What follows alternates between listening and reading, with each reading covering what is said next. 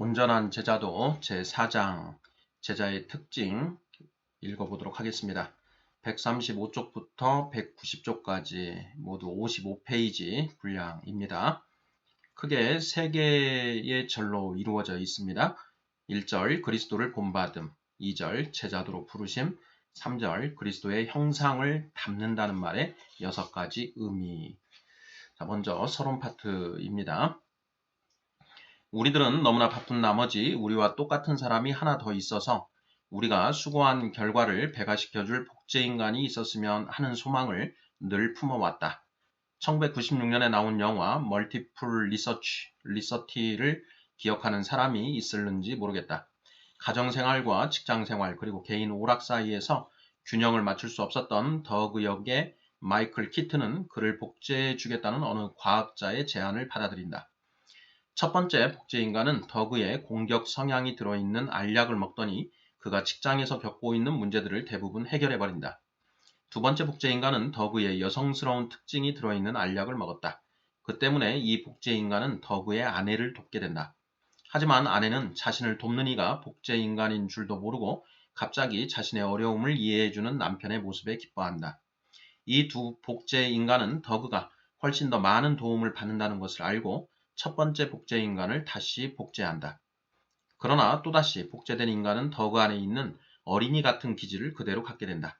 진짜 더그는 처음에 두 복제인간들이 무슨 일을 했는지 그리고 재복제인간에게 무엇이 잘못된 것인지 물어보았다. 이때 처음 두 복제인간들이 이렇게 대답한다. 복사한 것을 다시 복사하면 원본보다 덜 선명하다는 것을 당신도 아시잖아요. 물론 이것은 오락 영화일 뿐이다. 사도 바울은 우리에게 다른 식으로 복제인간이 되라고 독려했다. 내가 그리스도를 본받는 자가 된 것 같이 너희는 나를 본받는 자가 되라. 고린도전서 11장 1절. 그리스도를 본받는 것이 제자도의 첫 번째 목표라는 것이다. 물론 우리는 예수님과 정확히 일치하는 존재는 될 수 없지만 예수님과 같은 성품을 가진 자가 되는 것을 목표로 할 수는 있다. 그렇게 할 때 우리는 사랑과 희락과 화평과 오래 참음과 자비와 양선과 충성과 온유와 절제라는 성령의 열매를 맺게 될 것이라고 성경은 말씀한다. 1절 그리스도를 본받음. 그리스도를 본받아의 저자인 토마스 아 캠피스가 태어나기 전부터 그리스도를 본받는다는 생각은 예수님을 따르는 이들의 주된 관심사였다. 물론 그리스도를 본받는 것은 하나님과 동등하게 되거나 하나님의 본성을 그대로 담는다는 것을 의미하지 않는다. 오히려 그리스도의 제자들은 예수님이 사셨던 그대로 살아가면서 예수님이 다른 사람들에게 영향을 끼친 것과 똑같은 모습으로 다른 이들에게 영향을 미쳐야 한다. 예수님을 따를 때 첫 번째로 문제이자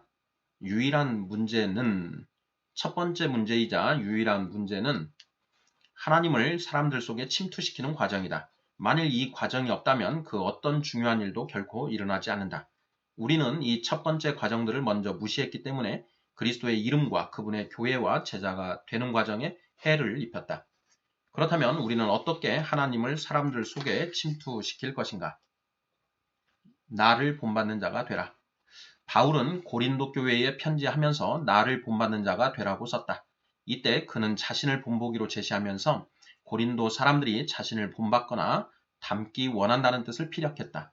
물론 그도 자신이 결코 완전해질 수 없다는 사실을 잘 알았기에 내가 그리스도를 본받는 자가 된 것 같이 라는 말을 덧붙였다. 단 몇 마디 말을 하고 나서 바울은 제자도의 중요한 목표 2가지를 제시한다. 첫째는 그리스도를 본받는 것이다. 둘째는 비록 다른 제자들이 이 땅에 속한 자로서 불완전한 본보기이긴 하지만 그래도 그들을 본받으라는 것이다. 사실 우리와 비슷한 누군가가 그리스도와 비슷한 성품을 갖고 있다는 점을 체험하게 되면 그 체험은 우리에게 인격체이신 하나님의 모습을 보여주는 강력한 예시가 된다. 바울은 이 원리를 아주 굳게 믿었기에 디모데의 변화가 이 원리의 산 증거가 될 것이라고 확신했다. 바울은 고린도전서 앞부분에서 이렇게 썼다. 그러므로 내가 너희에게 권하노니 너희는 나를 본받는 자가 되라.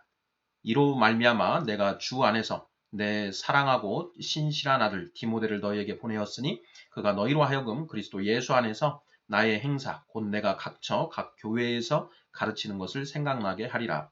고린도전서 4장 16, 17절. 디모데는 바울이 그리스도 안에서 행한 모습을 사람들에게 되새겨 줄 것이며 이것은 다시 사람들에게 그리스도를 되새기게 만들 것이다. 성경 저자들은 우리가 오늘날 가진 모든 프로그램과 철학에 앞서 먼저 그리스도가 보여주신 본을 따르라는 부르심을 분명하게 들려주고 있다. 그래서 사도 베드로는 이렇게 말했다. 이를 위하여 너희가 부르심을 받았으니 그리스도도 너희를 위하여 고난을 받으사 너희에게 본을 끼쳐 그 자취를 따라오게 하셨느니라. 베드로전서 2장 21절. 여러 세기를 거슬러 올라가 보면 모든 전승에서 단 한 가지 흐름만이 나타나는 것을 볼 수 있다. 예수님의 인격을 따르거나 본받는 것이 바로 그것이다. 바울은 그리스도를 알고 체험하며 사랑하는 것과 비교해서 다른 모든 것들을 배설물처럼 여겼다.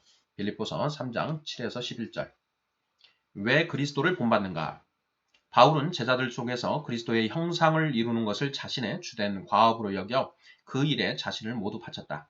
우리가 그를 전파하여 각 사람을 권하고 모든 지혜로 각 사람을 가르침은 각 사람을 그리스도 안에서 완전한 자로 세우려 함이니 이를 위하여 나도 내 속에서 능력으로 역사하시는 이의 역사를 따라 힘을 다하여 수고하노라. 골로새서 1장 28, 29절. 그는 또 갈라디아 사람들에게 이렇게 썼다. 나의 자녀들아 너희 속에 그리스도의 형상을 이루기까지 다시 너희를 위하여 해산하는 수고를 하노니 내가 이제라도 너희와 함께 있어 내 언성을 높이려 함은 너희에 대하여 의혹이 있음이라. 갈라디아서 4장 19, 20절. 분투하고 상고를 치르며 너무나 복잡한 일들 때문에 기력을 소진할 정도로 일하는 것이 선생의 삶이다. 그러나 성경은 그리스도의 인격이 우리 안에서 이루어지는 과정을 수고할 만한 가치가 있는 것이라고 일러준다. 그리스도의 인격을 우리 안에서 이루는 일은 그 어떤 고통과 고초를 겪더라도 이룰 만한 가치가 있다. 그 일이야말로 유일하게 중요한 것이기 때문이다. 이런 영성 형성이 교회의 으뜸가는 과업이자 유일한 과업이 되어야 한다. 따라서 우리는 그리스도의 인격을 우리 안에서 이루는 일을 우리의 지도 원리로 삼아야 하며 교회의 모든 노력과 사역을 이 원리에 맞춰야 한다. 그리스도를 본받음은 우리에게 잣대가 된다. 우리는 어떤 사역에 비용을 어떻게 지출하고 시간을 어떻게 사용하며 가장 우수하고 뛰어난 사람들이 어떻게 봉사할 것인가를 이 잣대로 측정한다. 2절 제자도로 부르심. 그러므로 나의 사랑하는 자들아 너희가 나 있을 때뿐 아니라 더욱 지금 나 없을 때에도 항상 복종하여 두렵고 떨림으로 너희 구원을 이루라. 너희 안에서 행하시는 이는 하나님이시니 자기의 기쁘신 뜻을 위하여 너희에게 소원을 두고 행하게 하시나니. 빌립보서 2장 12, 13절. 우리는 하나님이 우리 안에서 사시고 일하심을 어떻게 알까? 나는 사람들을 제자도로 부르시는 예수님의 기본 취지가 담긴 누가복음 9장 23절에서 25절이 그 답이라고 생각한다. 이 본문은 내가 이미 몇 차례 인용한 대로 이런 말씀을 담고 있다. 아무든지 나를 따라오려거든 자기를 부인하고 날마다 제 십자가를 지고 나를 따를 것이니라. 누구든지 제 목숨을 구원하고자 하면 잃을 것이요 누구든지 나를 위하여 제 목숨을 잃으면 구원하리라. 사람이 만일 온 천하를 얻고도 자기를 잃든가 빼앗기든가 하면 무엇이 유익하리요. 제자의 길로 부르시는 말씀을 이해하려면 이 구절의 여러 측면을 살펴봐야 한다. 예수님을 따르도록 강권함. 첫째, 만일 하나님이 당신 속에서 예수님을 따르고 예수님처럼 되라고 강권하심을 느끼지 못한다면 하나님은 당신 속에서 일하시지 않는 것이다. 하나님이 당신 속에서 일하시지 않는다면 하나님은 그 안에 계시지 않는 것이다. 하나님이 당신의 의지를 움직이실 때 하나님이 그 속에서 일하시고 거하신다는 것을 알게 될 것이다. 하나님이 그 의지를 움직이신 사람은 행하기 마련이다. 하나님의 부르심을 따르겠다는 의지를 직접 우리에게 주실 때 비로소 당신은 하나님의 부르심에 응답할 수 있다.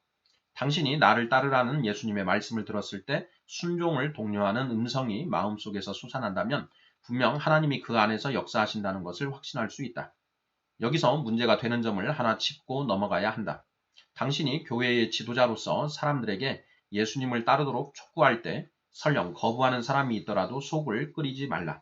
그리스도인이라 말하면서도 예수님을 따르지 않겠다고 버티는 사람들이 엄청나게 많기 때문이다. 그들이 이런 선택을 한 것은 애초부터 회개하고 그리스도께 돌아오지 않은 자들이거나 아니면 그릇된 가르침을 받아 제자의 길로 나가는 것을 단지 선택사항으로 치부하는 사람들이기 때문이다. 생명으로 부르심. 예수님은 당신을 따르라는 부르심에 더해서 우리가 그분을 따라야 하는 헌신의 본질도 설파하셨다. 내 삶 전체가 그분을 따르라는 예수님의 부르심에 대한 응답이다. 그분은 부르시고 나는 응답한다. 단지 말로만 응답하지 않고 따르는 행동으로 응답한다. 조지 맥도널드는 이렇게 말했다. 당신은 신자인가 아닌가를 자신에게 묻기보다 예수님이 하라는 일을 잘 하고 있고 하지 말라는 일을 하지 않았는가를 자신에게 먼저 물어보라. 만일 예수님이 하라고 말씀하신 것을 하지 않았다면 당신이 그분을 믿는다는 말이나 그분을 믿길 원한다는 말조차도 단지 모순에 불과하다.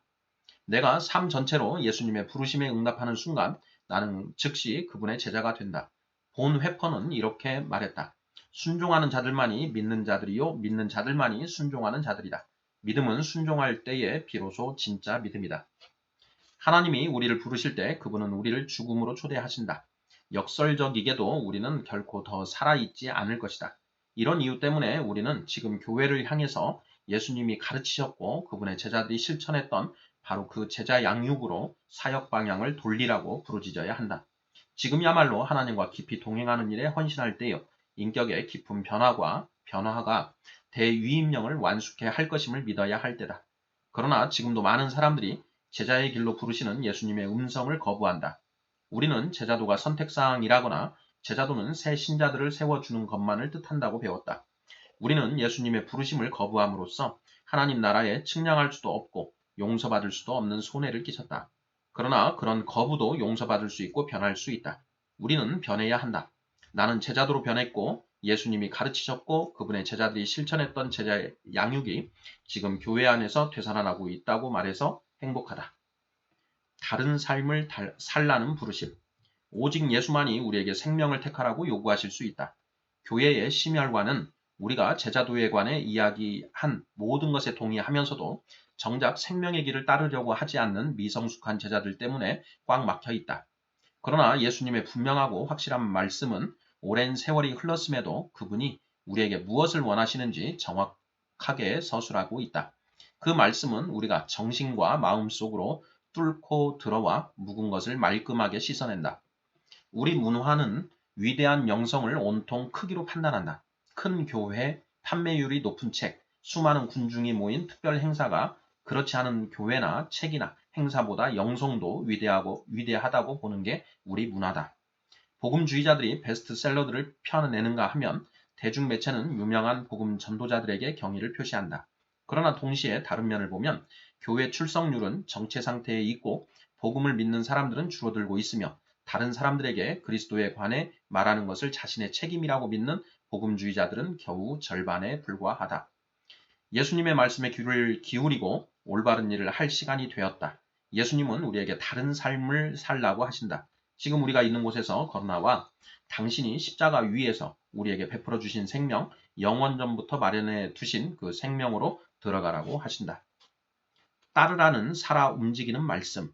예수님은 나를 따르라는 말씀으로 믿음을 규정하셨다. 믿음은 단지 예수님이 그리스도이심을 믿는 것보다 훨씬 더 깊이 들어간다. 예수님을 따르는 것이 믿음을 보여주는 증거다. 내가 터득한 분명한 것들을 여기서 다시 한번 이야기할까 한다. 만일 예수님이 우리에게 자기를 따르라고 하신다면 그분은 틀림없이 우리 지도자이시다. 그렇기 때문에 예수님이 지도자 같은 모습을 보이신 적이 거의 없음을 깨닫는다면 우리는 상당히 낙담할 것이다. 그렇다. 우리는 진정 예수님을 온 세상의 구주요, 죽임당하신 어린 양이며 부활하신 우리 주님이요, 곧 오실 우리 왕으로 인정하지만 그분을 우리 지도자로 여기지는 않는다. 우리는 그분이 가르치시고 훈련시키시며 능력을 행하신 방식을 잊어버린 것 같다. 이를 간과함으로써 우리는 예수님의 인간미를 무미건조하게 만들어 버렸고 그분이 지닌 모든 아취와 유머와 솔직함을 빼앗겨 버렸다. 예수님을 따르는데 근본이 되는 것은 그분의 리더십에 복종하는 것이다. 아무든지 할 수 있고 또 해야 한다. 누가복음 9장 23절을 보면 곧바로 눈에 들어오는 말이 있다. 만일 뭐뭐 하려거든 이라는 말이 그것이다. 이 말은 의문을 제기할 여지를 남겨놓았다. 당신은 분명 예수님이 아닌 다른 사람이나 다른 어떤 것을 따르겠다고 결정할 수 있다. 그러나 만일 그것이 당신의 결정이라면 의미와 목적을 지닌 자신을 발견하리라는 약속은 무의로 돌아가고 만다. 만일 뭐뭐 하려거든 이라는 말은 모든 회심자나 새 제자들이 예수님을 따르겠다고 결심해야 한다는 것을 의미하기도 한다. 우리는 회개하고 구원받는 순간에 예수님을 따르겠다는 결심을 하기도 하지만 우리 삶에서 아주 중요한 순간에 그런 결심을 하기도 하고 매일 그런 결심을 하기도 한다. 예수님이 23절에서 날마다 라는 말을 쓰신 것도 그 때문이다. 예수님이 주시는 생명을 선택하는 것은 즉 자기를 부인하고 다른 이들에게 복종하는 삶의 방식을 택한다는 것을 의미하기도 한다. 우리는 한가하게 거닐며 제자도의 세계로 들어가는 게 아니다. 우리는 믿음으로 살겠다고 또렷한 정신으로 결심한다. 우리는 예수님을 이끌려고 하기보다 그분을 따르는데 헌신한 무리에 합류하기로 동의한다. 우리는 자신의 삶을 경영할 권리를 철저히 포기한다. 다시 말해 당신은 당신의 마음, 당신의 꿈, 당신의 은사, 당신의 개성을 따를 수 있고 합당한 권리를 추구할 수 있다. 그러나 이 모든 것도 예수님을 따르는 것에 비하면 후순이다. 제자도의 복음을 전파하다. 여러 해 전에 자유주의 성향의 교회로 옮긴 보수 목사들이 새로 섬기게 된 회중에게 복음을 전해야 할 필요를 느꼈던 일이 생각난다. 나는 회중에게 복음을 전하며 생명, 곧 생명의 제자도를 택하라고 권면하는 일에 열중하고 있음을 그들에게 당당히 털어놓았다. 나는 사람들이 제자도가 없는 기독교를 버리기를 바란다. 제자도가 없는 기독교는 개인주의로 점철되어 있다. 개인주의는 사람들이 책임의식을 갖는 것을 가로막고 그들의 성장을 방해하며 그들로부터 희락과 인격의 완성을 앗아간다. 이렇게 개인주의에 매몰된 사람들은 하나님의 계획을 저버린 채 자신들의 삶을 꿈꾼다. 만일 뭐뭐 하려거든 이라는 이 조그만 말씀은 성경책에서 튀어나와 세상 만방의 사람들에게 이렇게 부르짖는다. 그리스도를 따름은 저절로 이루어지는 게 아니다. 이것은 당신이 선택해야 할 일이다. 누가복음 9장 23절. 아무든지. 예수님은 제자도를 따르는 삶으로 사람들을 부르실 때 아마도 가장 가까이 자기를 따르는 이들에게 이 말씀을 하셨을 것이다. 설령 그렇다 해도 예수님의 말씀이 단지 택함받은 소수에게만 적용되는 것이라는 생각은 교회에 큰 해를 끼쳤다. 그런데도 이 생각은 당신이 결코 빼지 못할 못처럼 교회 안에 단단히 박혀 있다. 목사들과 교회 지도자들은 번번이 범죄자가 된다. 우리는 그리스도를 닮지 않는 그리스도인을 용인한다. 우리는 진지하면서도 독실한 삶이 단지 선택사항이라고 가르친다. 그런 삶이 곧 구원의 증거는 아니라고 가르치는 것이다. 비통한 일이지만 나도 이런 사기에 가담했다. 우리는 철저한 헌신이 곧 규범이라고 가르치는 순간에도 실제로는 편하게 대충 믿는 기독교를 정상으로 받아들이고 제자들을 용감한 이들과 엘리트들만의 요새로 만들어 아무렇게나 믿어도 상관없다는 통행증을 발급해준다.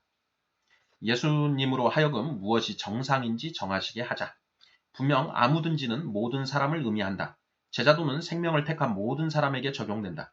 비록 예수님이 이 말씀을 택함받은 소수에게만 하셨다 하더라도 그분이 아무든지라는 말을 쓰는 것은 모든 사람을 염두에 두고 계셨음을 분명하게 일러준다. 사탄이 하는 가장 큰 거짓말은 소수의 사람만이 위대한 영성을 소유한다는 것이다. 사탄은 우리들 대부분을 설득해서 삶의 고지곳대로 반응하며 매달리게 한다. 우리는 분투하며 나간다. 우리는 전속력으로 예수님을 따라갈 수 없으며 예수님이 요구하시는 것과 같은 헌신된 삶을 살 수 없다. 그런 삶은 온갖 영예로운 지위에 있거나 책에 나옴직한 탁월한 성인들에게나 어울린다. 사탄은 우리를 이렇게 설득한다. 나에겐 새로운 생각이 있다. 원수인 사탄의 말에 귀를 기울이기보다 예수님으로 하여금 무엇이 정상인지 규정하시게 하자. 분명히 예수님을 따르는 것은 제자가 할 일이다. 설령 다른 어떤 것이 부서지고 수리가 필요한 상태더라도 예수님을 따르는 것이 규범이요 정상이다. 정상이라는 것은 그 사람이 30년간 책을 읽지 않은 사람이든 스라에 4명의 자녀를 둔 주부든 모든 정보를 갖고 있으며 단지 자극만 필요한 연륜 있는 성도든 말 그대로 자신의 삶을 그리스도께 다 바친 10대든 가리지 않고 모든 이가 예수님을 따라야 한다는 의미다. 당신이 젊든지 늙었든지 아니면 건강하든지 119로 전화해서 구급대원에게 응급 구호를 해야 할 처지든지는 문제되지 않는다. 예수님은 우리에게 당신을 따르라고 지금 요구하신다. 이런데도 우리가 다른 어떤 것을 선택할 이유가 있을까? 자기 부인이 필요하다. 누가복음 9장 23절에 자기를 부인하고 라는 말씀은 우리에게 강한 전율을 불러일으킨다. 우리는 하나같이 다른 사람들이 자기를 부인하는 것은 찬미하면서도 정작 우리 자신을 부인하는 것은 지독히 싫어하는 것 같다. 우리는 예수님이 무엇을 요구하시며 무엇을 요구하시지 않는가를 오해하고 있다. C.S. 루이스는 여기서 중요한 통찰을 제공했다. 그는 자기 부인, 그 자체가 미덕은 아니라고 믿었다. 실제로 그저 삶의 즐거움을 부인한다고 떠들어댈 목적으로 삶의 즐거움을 부인한다면 그야말로 오만의 극치일 것이다. 자기 부인은 곧 삶의 즐거움을 부인하는 것이라는 견해는 고행자들이 입는 마모직 셔츠와 십자가의 고난을 흉내내는 금욕주의자들의 세계에서 비롯되었다. 금욕주의자는 엄격한 자기 부인의 삶을 산다. 이를테면 기독교 수도원 운동의 창시자인 안토니우스는 의복을 갈아입지 않거나 발을 씻지 않았다. 고행자 시므온은 생애의 마지막 36년을 20m 가까이 되는 기둥 꼭대기에서 보냈다. 19세기 스코틀랜드 설교가 엘릭젠더 맥클레런이 한 이 말을 아주 좋아한다. 사람들 입맛에는 어떤 금욕주의도 자기 자신을 포기하는 것보다는 훨씬 더 낫다. 사람들은 죄를 포기하고 자신들의 의지를 양보하기보다 차라리 자신들의 등에 갈고리를 끼워 공중을 빙빙 돌려고 한다. 내 머릿속에는 성 이그나티우스의 영성 훈련에 나온 한 대목이 떠오른다. 거기서 이그나티우스는 예수님의 고난을 그대로 체험하는 훈련으로 험한 날씨에 창문을 열어놓는 방법을 추천한다. 그러나 나는 C.S. 루이스의 시각을 더 좋아한다. 훌륭한 포트와인과 시가를 집어던져야 한다는 말은 옳도당토 않다. 우리는 무턱대고 고통을 겪을 필요가 없다. 예수님이 자기를 부인해야 한다라고 말씀하신 것은 아주 특별한 무언가를 요구하신 것이다. 하나님 뜻에 순종하기 위해서 내 뜻을 거부하라. 자기 부인이 유일하게 감당해야 할 올바른 역할은 하나님 뜻에 순종하는 것을 가로막는 일체의 장애물을 제거하는 것이다. 내 뜻이 하나님 뜻과 충돌할 경우 자기 부인이 있어야 하나님 뜻을 따를 수 있다. 예수님은 스스로 자신의 삶을 책임지려는 권리를 부인하기를 원하신다. 그분은 나를 이끌기를 원하시며 그분을 따르라고 하신다. 그분의 이런 바람, 이런 요구는 내 의지, 내 자아, 그리고 내가 자신을 통제하려는 욕망의 중심부에 말뚝을 박는다. 물론 이런 식으로 자신을 부인하는 것은 금욕주의자들이 실천한 일들만큼이나 어려울 수 있다. 우리가 예수님을 따른다는 것은 인간 관계에서 정의를 세울 권리를 부인하는 것이다. 동시에 그것은 좋은 평판을 얻고 나를 즉시 변호할 권리를 부인하는 것이다. 그리스도의 삶이 그러했다. 그리스도는 사람들에게 거부당하시고 모욕당하시며 죽임을 당하셨다. 그분은 자신의 권리를 하나님께 양도하셨다. 이는 곧 경배를 받고 세상의 심판자로서 성공할 기회를 포기하셨다는 것을 의미한다. 나는 30년이 넘게 영혼을 섬기는 일을 했다. 나는 나를 편론하는 사람들이 있음을 안다. 그들은 내 이름을 입에 올릴 때면 내가 냉랭하고 그들을 보살피지 않고 또는 내가 그들을 잘못 인도하거나 심지어 그들에게 거짓말을 한다는 식으로 이야기하곤 했다. 그들은 이런 견해를 무덤까지 품고 갈 것이다. 나는 그들이 진실을 알게 될 날이 오기를 소망한다. 그러나 그런 편론에 맞서 나를 변호할 마음이 조금도 없다. 다른 사람들의 모든 견해를 통제하려고 고집부리지 않는 것, 그것이 자기 부인의 핵심이다. 실제적 관점에서 자기 부인을 이야기해보자. 예수님은 당신이 각종 심리 검사와 재정 전문가의 조언을 거쳐 정성스럽게 만들어낸 신년 계획에 자신을 의탁하지 않기를 원하신다. 예수님은 세상이 규정하는 성공, 교회가 규정하는 성공, 그리고 스스로 규정하는 성공을 부인하길 원하신다. 목회 사역을 주제로 논문을 쓰는 한 젊은이가 나를 면담하러 왔다. 그는 생전 듣지도 못했던 질문을 했다. 그 질문은 내 심장에 들어와 박혔다. 그는 이렇게 물었다. 목사님이 목사로서 가장 크게 희생하셨던 일이 무엇입니까? 나는 대답할 기회를 엿보느라 잠시 묵묵히 앉아 있었다. 그러자 대답할 말이 분명하게 떠올랐다. 어떤 사람을 대할 때 그 사람이 마땅히 받아야 할 대우보다 더 잘 대해주느라 나를 억눌렀던 게 가장 큰 희생이었다고 생각합니다. 분명 책망을 듣고 비판을 받으며 바로잡아야 할 사람들이 있다. 그러나 나는 그런 사람들을 대할 때 조심하고 말을 제어한다. 나는 그들이 나에게 퍼부어대고 나를 헐뜯고 자신들의 문제로 나를 비방해도 내버려 둔다. 그들이 내가 자신들보다 더 높은 기준을 요구해도 상관하지 않는다. 내 자신이 그런 일을 얼마나 감내할 수 있을지 모를 때도 있다. 그러나 나는 그들에게 합당한 대우 이상으로 대해주는 것이 곧 복음이요 하나님 나라며 예수님의 마음이요 사랑의 진수라는 것을 깨닫는다. 나는 내 마음을 토로할 수 있는 자유를 자신에게는 인정하지 말아야 하지만 다른 사람들은 얼마든지 자기 마음대로 이야기하도록 허용해야 한다. 그러나 흥미롭게도 나는 여전히 가장 큰 자기 부인을 보여주지는 못하고 있다. 가장 큰 자기 부인은 통제를 포기하는 것이다. 내게 가장 큰 부인은 내 미래를 통제할 권리를 포기하고 내 삶이 나갈 길을 지시할 권리를 포기하는 것이었다. 나는 예수님이 인도하시면 그대로 따르기로 마음먹었다. 이 일을 쉽다고 여기는 사람들이 있을지도 모르지만 나는 가장 힘든 일이었다. 나는 늘 높은 목표를 성취했었고 공격 성향을 가진 사람이었다. 한다면 한다는 사람이 나였다. 살아오는 동안 나는 내 아이디어를 토대로 좋은 기회를 여러 번 만들어내고 그 기회를 포착한 경우가 많았다. 말하자면 문을 만들고 그 문으로 걸어나간다는 식이었다. 그런 점에서 예수님이 내 삶을 이끄시도록 하는 일은 엄청난 일이었고 하루하루 투쟁의 연속이었다. 타고난 성향은 내 비전, 내 꿈, 내 마음을 따르는 것이요. 그 다음으로 내가 선택한 것들을 예수님이 틀림없이 복을 베푸시게끔 수시로 나를 점검하는 것이다. 내가 예수님을 이끌려고 시도할 때 나는 그저 한다면 한다는 식이었다. 나는 우선 전화부터 걸고 이메일을 보내며 어떤 일이든 일단 버려놓고 보는 식이었다. 그러나 지금은 먼저 하나님께 기도하면서 다른 사람들을 통해 확답을 주시도록 요청한다. 아울러 필요한 사람과 재정을 공급해 주시도록 하나님께 간구한다. 그러나 무엇보다 중요한 것은 내가 왜 그 일을 하는지 그리고 내 진정한 속내는 무엇인지 깊이 성찰할 것을 내 자신에게 요구한다는 점이다. 내게는 어떤 일이든지 자기 뜻대로 이루어지지 않도록 마음을 쏟는다고 말하는 친구가 하나 있다. 처음에 나는 그의 태도가 지나치게 수동적이지 않은지 의심했다. 그러나 나는 점점 그의 주장에 동의하게 되었다. 그렇다고 내가 기도했으니 무작정 기다린다. 학교의 학생이라는 말은 아니다. 그렇다고 내가 기도했으니 무작정 기다린다는 학교의 학생이라는 말은 아니다. 나는 기도했으니 무작정 기다린다도 계획을 세웠으니 일을 시작하자만큼 잘못된 것이라고 생각한다. 기도하고 계획한 다음 일을 하는 데에는 균형이 필요하다. 내 친구의 말은 하나님이 길을 열어주시고 준비된 마음들을 공급하시며 당면한 도전 과제들을 해결하는 데 필요한 자원들을 우리에게 보여주실 수 있도록 하나님께 시간을 드려야 한다는 뜻이었다. 나 역시 이런 취지에 동의한다. 내 지도자이신 하나님의 손을 붙잡고 간다는 것은 내 성급한 본성뿐만 아니라 내가 행동할 시기와 행동 방법들을 통제하는 것까지 포기해야 한다는 것을 의미한다.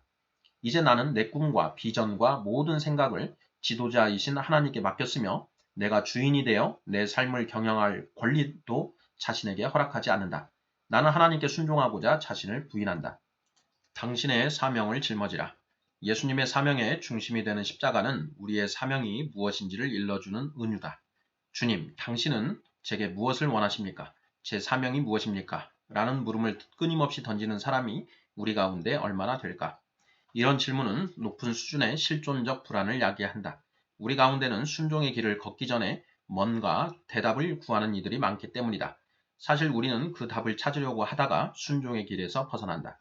그러나 확신하건대 우리가 생명을 선택하고 자신의 삶을 경영할 권리를 부인하면 순종의 길에서 기다리는 우리의 십자가를 발견할 것이다. 그때가 바로 우리 십자가를 질 때다. 순종의 길을 간다는 것은 무슨 뜻인가? 사람들은 걸음을 떼기 전에 분명한 답을 기다리는 실수를 자주 저지른다. 그들은 한 달에 2번 교회에 출석하고 수입의 2%도 안 되는 돈을 헌금함에 넣으며 한 주 내내 그들을 이끌어줄 무언가를 듣고 싶어 한다.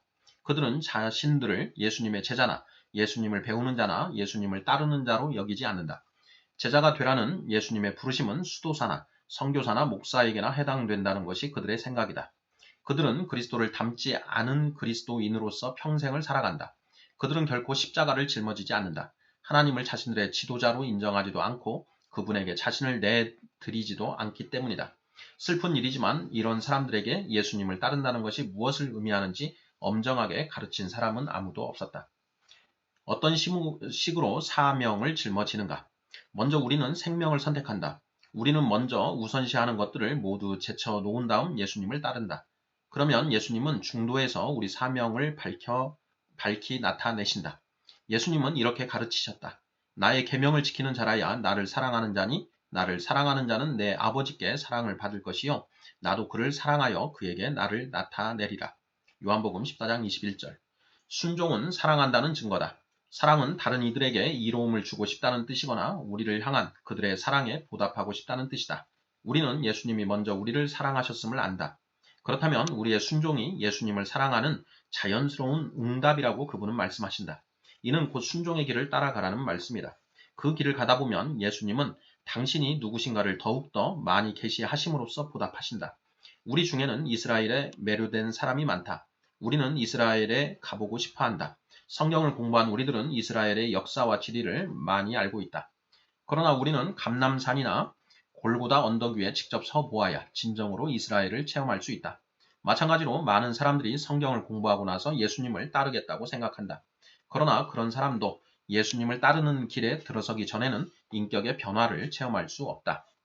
우리가 예수님을 따를 때 예수님과 우리의 사명이 무엇인지 알기 위해 보물을 찾으려는 길을 떠난다. 발걸음을 떼지도 않은 채 순종의 길 입구에 서서 완벽한 길 안내가 주어지기만을 기다린다면 결코 우리의 사명을 발견할 수 없다.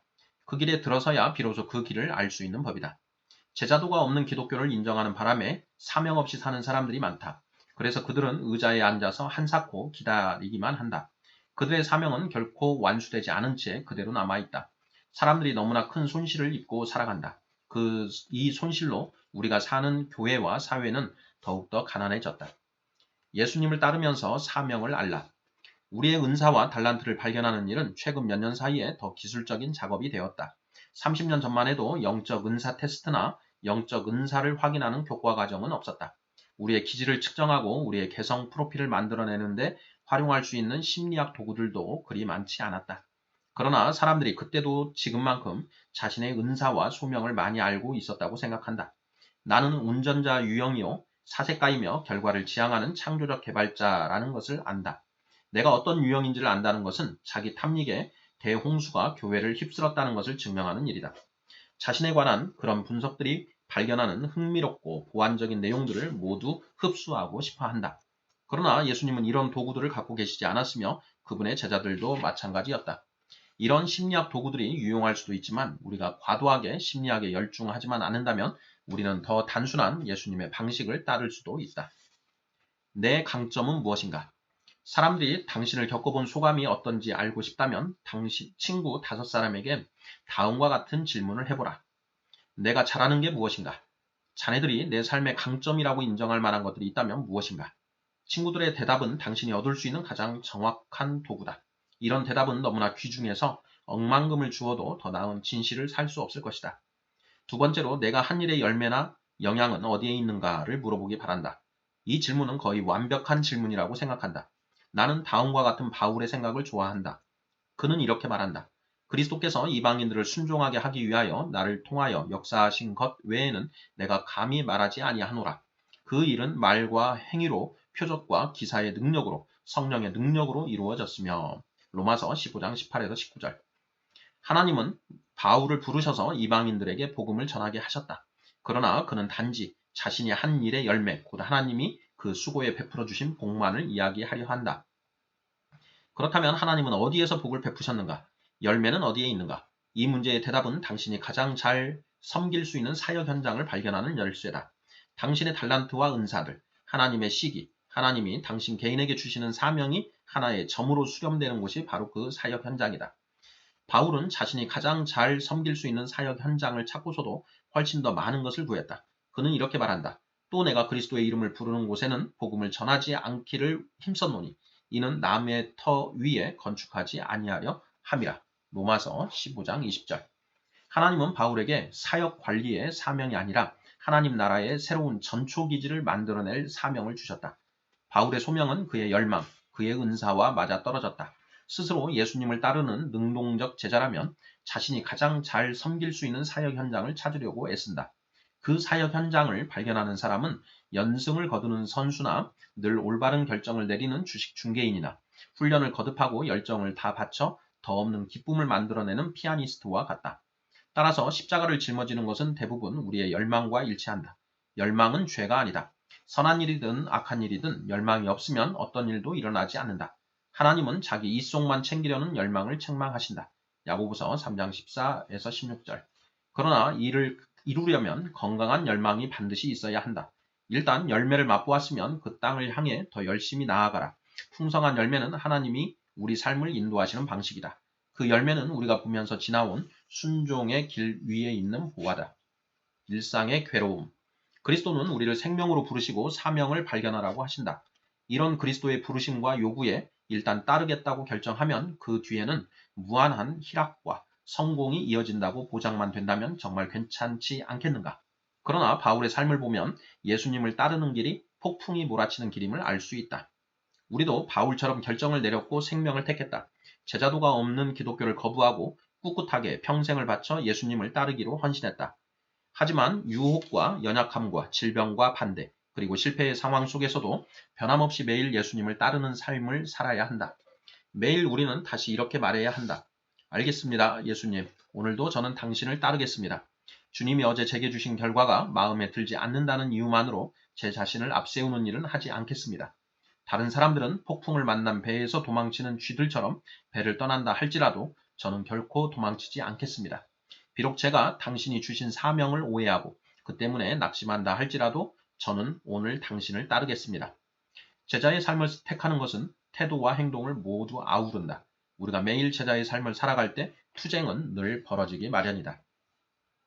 당신의 영혼을 얻으라. 골프 수업을 처음 받았을 때 나는 당황해서 무턱대고 공을 세게 치려고 했다. 그러나 다른 운동과 달리 공은 제대로 나가지 않았다. 축구나 농구에서는 열을 내거나 아드레날린이 나오면 경기가 더 잘 풀릴 수도 있다. 하지만 골프는 공을 세게 칠수록 식은땀만 나고 정작 공은 멀리 나가지 않아 결국 불평만 늘어놓게 된다. 골프공을 멀리 보내고 싶으면 가볍고 부드럽게 스윙을 해야 한다. 바로 이것이 역설이다. 공을 왼쪽으로 보내고 싶으면 오른쪽을 쳐야 한다. 오른쪽으로 보내고 싶으면 왼쪽을 쳐야 한다. 우리의 삶도 골프처럼 역설로 가득하다. 하나님은 우리가 어떻게 하면 생명을 얻을 수 있는가? 다시 말해 우리가 진정 원하는 모든 것을 어떻게 하면 얻을 수 있는가에 대해서 한 가지 역설을 만드셨다.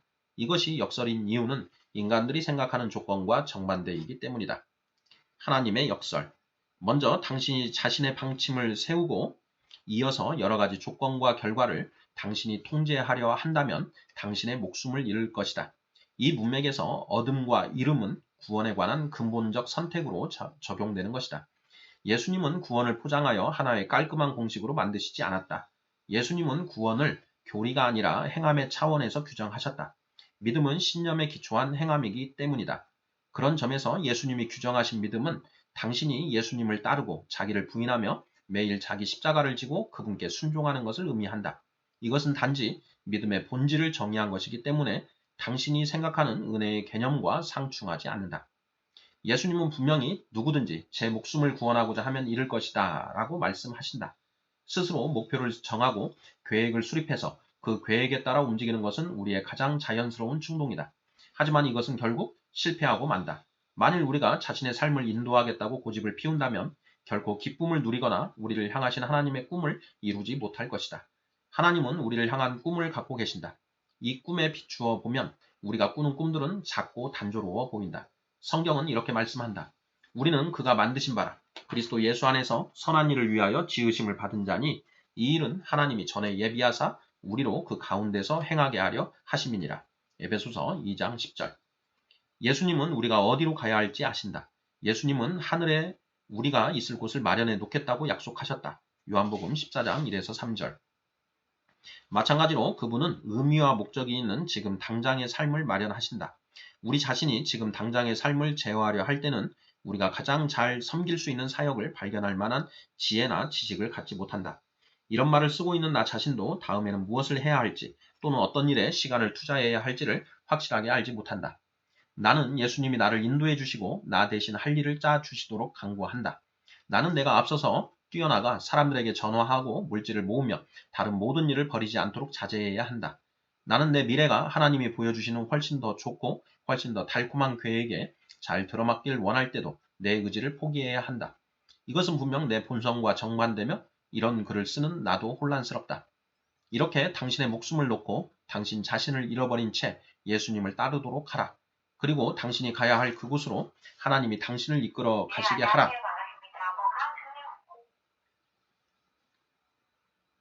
사명에 자신을 내던지라.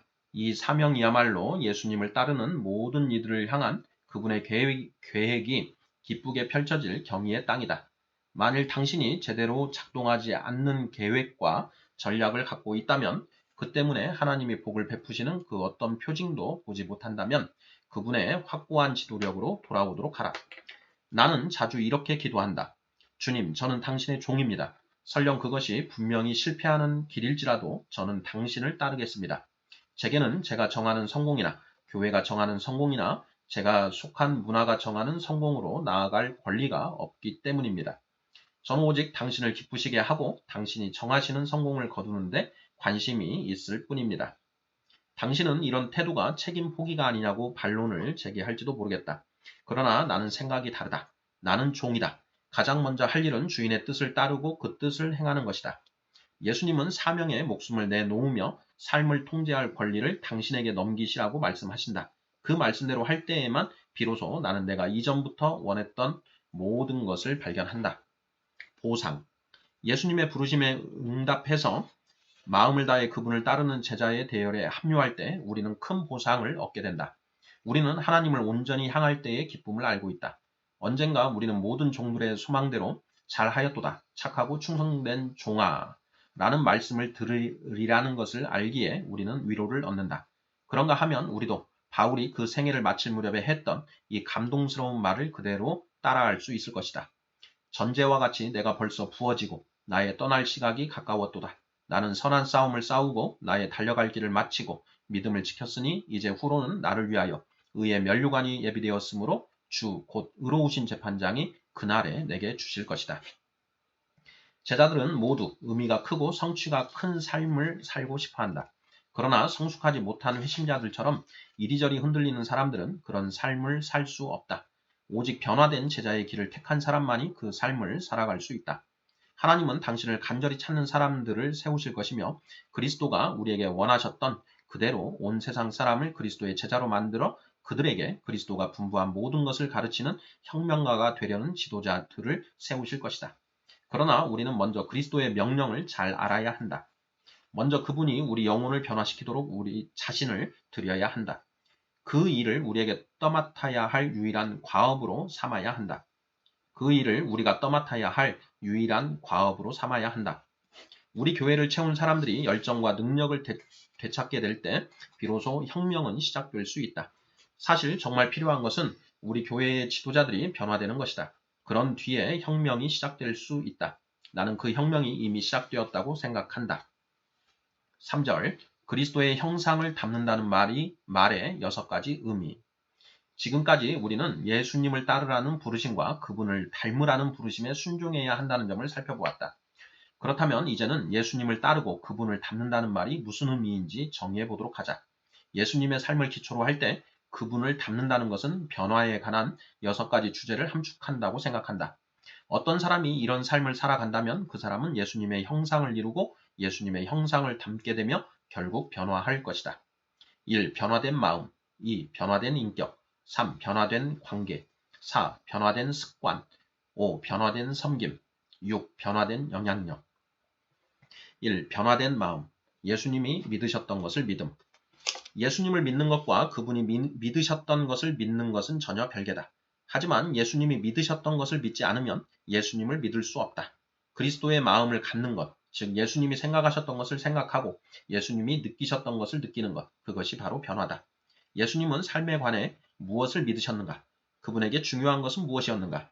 그분은 선한 삶을 어떻게 규정하셨는가? 선은 무엇이며 악은 무엇인가? 우리는 삶을 어떻게 이끌어 갈 것인가? 그리고 마지막으로 정말 중요한 것은 무엇인가? 복음서는 예수님이 삶을 어떻게 대하셨고 가난한 이들과 병자들과 용서받지 못한 죄인들과 자기 의에 빠진 사람들을 어떻게 대하셨는지 이야기한다. 우리는 그분의 제자들로서 그분이 믿으셨던 것을 믿어야 한다. 그럴 때에만 그분이 사신 대로 살 수 있기 때문이다. 바울은 로마에 있는 교회에게 마음을 새롭게 함으로 변화를 받았다고 말했다. 로마서 12장 2절. 마음은 인간의 활동의 토대가 되기 때문에 이해할 수 없는 개념 위에 우리 삶을 건설한다는 것은 불가능하다. 위대한 지도자들은 온 세상을 바꾼 15분 동안의 설교인 산상 설교에서 예수님이 믿으셨던 것들을 찾아냈다. 알베르트 슈바이처, 마하트마 간디, 레오 톨스토이, 디트리 보네헤퍼, 그리고 마틴 루터 킹 2세가 그 예다. 단지 몇 사람만을 거명했지만 이들은 하나같이 자신들의 삶의 근본이자 변화를 가져온 말씀으로 산상설교를 지목했다. 그렇다면 대체 예수님이 뭐라고 말씀하셨으며 무엇을 믿으셨기에 이 지도자들이 산상설교에서 그토록 철저히 자신들의 삶을 변화시키는 말씀을 찾아낸 것일까? 선하지 못한 삶. 우리가 유념할 점은 자긍심과 자기 확신과 자기에게 만족하는 삶, 능력에 초점을 맞춘 삶은 산상설교가 열거하는 특징 속에 들어있지 않다는 것이다. 예수님은 우리에게 1등이 되고 우리 권리를 지키려고 싸우며 고난과 고초를 피하고 그리스도인들을 공격하는 사람들의 포화에서 비켜나라고 권면하시지 않았다. 선한 삶은 외적 충돌이 없는 삶 또는 그런 충돌을 대비하지 않아도 되는 삶이 아니다. 하나님 나라에서는 위에 열거한 그 어떤 것도 귀히 여김을 받지 못한다. 하나님 나라는 이 세상에 속한 것이 아니기 때문이다. 선한 삶. 제자라는 것은 태도다. 태도는 한 사람의 성향이나 견해를 보여주는 행동이나 느낌이나 생각의 방식이다. 팔복 설교는 어떻게 살아야 하는가라는 문제에 필요한 내면의 핵심을 우리에게 만족을 주는 영혼의 중심에서 알려준다. 그 핵심의 근본 특징은 겸손이다. 우리는 다른 세계관을 발전시킨다. 그 세계관은 인격과 그 인격이 미치는 영향력이 가장 귀중하며 이것들 때문에 고초를 겪어도 그럴 만한 가치가 있다고 믿는다. 우리는 기뻐하고 즐거워하기를 택한다. 우리는 직접 순종하는 생활 방식을 따를 때 산상설교가 말씀하는 복들이 나타나는 것을 본다. 비행할 때 균형을 잘 잡는 비행기처럼 우리도 올바른 태도를 선택한다. 영향력은 인격에서 비롯된다. 예수님은 모든 사람들에게 너희의 훌륭한 생각과 현란한 단어와 설득력이 있는 말솜씨를 보이라고 말씀하시지 않았다. 오히려 예수님은 단순하면서도 폐부를 찌르는 임무를 주셨다. 사람들에게 선한 행실을 보이라는 것이었다. 너희는 세상의 소금이니 소금이 만일 그 맛을 잃으면 무엇으로 짜게 하리요. 후에는 아무 쓸데없어 다만 밖에 버려져 사람에게 밟힐 뿐이니라. 너희는 세상의 빛이라. 산 위에 있는 동네가 숨겨지지 못할 것이요 사람이 등불을 켜서 말 아래에 두지 아니하고 등경 위에 두나니 이러므로 집안 모든 사람에게 비치느니라. 이같이 너희 빛이 사람 앞에 비치게 하여 그들로 너희 착한 행실을 보고 하늘에 계신 너희 아버지께 영광을 돌리게 하라. 마태복음 5장 13에서 16절. 그러므로 당신의 삶이 썩을 것을 썩지 않게 보존하는 삶이 되게 하라. 당신의 삶에서 흘러나오는 불빛이 어둠 속으로 뚫고 들어가 어둠 언덕 위에서 도시를 밝혀주는 등불이 되게 하라. 그런 인격을 소유하고 그런 인격에서 비롯된 행동을 목표로 삼을 때 나는 유명한 작가요 방송가인 말콤 머거리지가 테레사 수녀가 끼친 영향에 관해 한 말을 되새기게 된다. 테레사 수녀가 펼치는 여러 활동을 필름에 담을 목적으로 수녀 뒤를 따라 죽어가는 사람들과 나병 환자들과 버림받은 어린이들의 집에 가보았다. 나는 거기서 세 가지 감정을 체험했다. 첫째는 불쌍한 마음이 들었고 두려움이 뒤죽박죽 섞인 감정이었다. 둘째는 순수하고 가식이 없는 동정심이었다. 그리고 세 번째는 이런 동정심을 넘어선 어떤 것이었는데 그것은 내가 그때까지 전혀 체험하지 못한 것이었다. 나는 거기서 버림받고 죽어가는 남녀들, 가짜 손을 낀 나병 환자들, 그리고 버림받은 아이들이 가련하고 불쾌하고 비참해 보이기보다 오히려 사랑스럽게 보였다. 그들은 마치 오랫동안 사귀어 온 친구들 같았고 형제 자매 같았다. 기독교 신앙의 핵심이자 신비인 이 사실을 대체 어떻게 설명해야 할까? 거기에서는 삶에 지쳐 늙어버린 사람들의 머리를 어루만지고 보잘것없는 의수를 붙잡아주며 쓰레기통에 처박힌 어린이들을 품에 안아준다. 왜 그런가? 그들의 머리가 곧 예수님의 머리요. 그들의 의수가 곧 예수님의 의수이며 쓰레기통에 처박힌 그 어린이들이 바로 예수님의 자녀이기 때문이다. 예수 그리스도는 바로 이런 사람들을 염두에 두시고 누구든지 그런 아이를 예수님의 이름으로 영접하는 사람은 곧 예수님을 영접하는 사람이라고 말씀하셨다. 예수님은 이 땅에서 일하시는 동안 모든 사람들이 따르고 싶어하던 지도자 상을 온몸으로 보여주셨다. 그분의 가장 위대한 능력은 병 고침이나 이적들이 아니라 그분으로부터 흘러나온 사랑과 겸손이었다. 그분은 진실로 다른 사람들에게 영향을 미칠 만한 사랑을 갖고 계셨다. 모든 사람이 이적을 행할 수 있고 위대한 웅변으로 사람을 감동시킬 수 있는 게 아니다. 하지만 사랑은 모든 사람이 할 수 있다. 이런 사랑을 베푸는 사람은 모두 잘 된다. 그들은 선한 삶을 살고 있다. 하나님 나라를 가르치고 사는 위대한 영혼들. 제자는 하나님의 눈으로 이 세상을 본다. 예수님은 이렇게 말씀하셨다. 그러므로 누구든지 이 계명 중에 지극히 작은 것 하나라도 버리고 또 그같이 사람을 가르치는 자는 천국에서 지극히 작다 일컬음을 받을 것이요. 누구든지 이를 행하며 가르치는 자는 천국에서 크다 일컬음을 받으리라. 내가 너희에게 이르노니 너희 의가 서기관과 바리새인보다 더 낫지 못하면 결코 천국에 들어가지 못하리라. 마태복음 5장 19, 20절. 예수님은 바리새인들이 율법의 전문가이긴 하나 율법을 올바로 이해하지 못한다고 지적하셨다. 바리새인들은 율법을 암기하고 나름의 방식으로 이해하긴 했으나 그 율법을 행하지는 않았다. 그들은 율법을 남용했다. 그들의 은은 아무 쓸모가 없었다. 결국 그들은 천국에서 가장 작은 자라 여김을 받게 될 것이다. 반대로 예수님이 다시 규정하신 율법의 원리들을 마음을 다해 실천하는 사람들은 천국에서 크다 일컬음을 받게 될 것이다. 믿음은 아버지의 뜻을 행하는 것이다.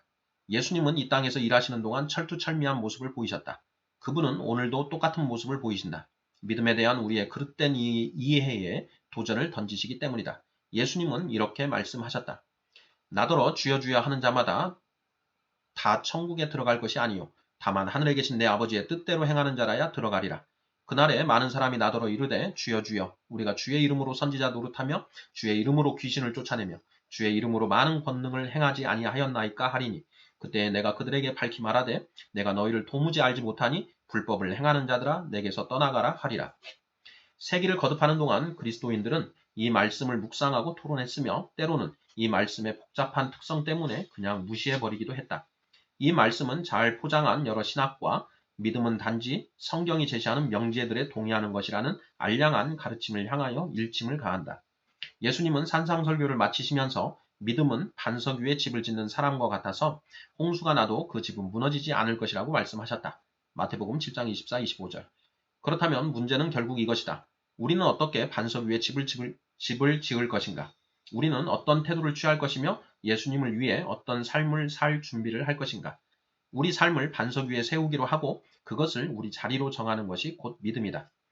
예수님은 사람들이 잘못된 기초 위에 삶을 세우는 것을 가리켜 믿음이 없다고 설명하신다. 어려움이 닥치면 잘못된 기초는 삶의 무게에 눌려 산산이 무너지고 만다. 마태복음 7장 26, 27절. 그저 성경의 명제에 동의하는 것만으로는 믿음이라고 할 수 없다. 우리가 순종할 때 비로소 믿음은 진짜가 된다. 순종은 그리스도인의 영성에서 유일하게 가치가 있는 것이다. 이 변화된 인격, 예수님이 사셨던 삶을 살다. 우리는 예수님이 어떻게 사셨는가를 놓고 각양각색의 의견을 내놓을 수 있다. 우리는 그분의 삶과 다양한 것들을 공부할 수도 있다. 이 경우 참 하나님이시자 참 사람이신 예수님의 신비와 그분이 이 땅에서 일하시는 동안 얼마나 많이 신성을 담지하고 계셨는가와 같은 문제들도 공부의 대상이 될 수 있다. 어떤 사람들은 심지어 예수님이 자연스럽게 나이가 드셨을지, 다시 말해 33세가 되셨을 때 그 나이처럼 보였을지, 또 그분이 75세나 100세까지 사셨다면 그렇게 나이 든 사람처럼 보였을까 하는 것을 궁금해하기도 한다. 예수님이 그렇게 오래 사셨다면 그분도 관절염과 전립선 비대증과 동맥경화를 앓으셨을까? 예수님이 그렇게 오래 사셨다면 그분도 데니스 레스토랑에서 노약자 할인 혜택을 받으셨을까? 우리는 예수님이 무엇을 아셨으며 언제 그것을 아셨는지 밝히고자 깊이 있는 신학책들을 샅샅이 뒤져볼 수도 있다. 그러나 우리가 예수님이 사셨던 모습을 탐구하는 목적은 훨씬 더 실제적이다.